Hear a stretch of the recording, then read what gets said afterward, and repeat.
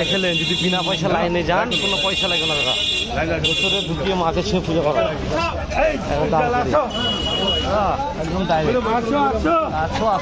চলো আমরা ইনডাইরেক্ট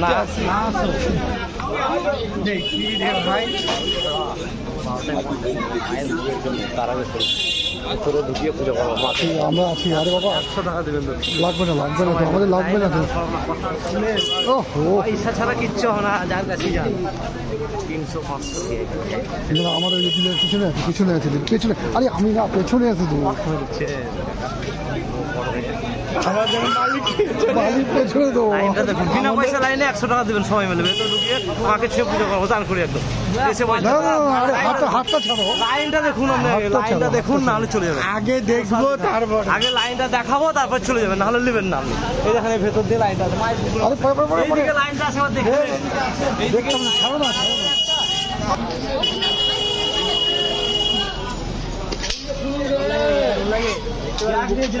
মন্দিরে ঠিক আছে, ব্যাগ নিয়ে মন্দিরে যেতে না।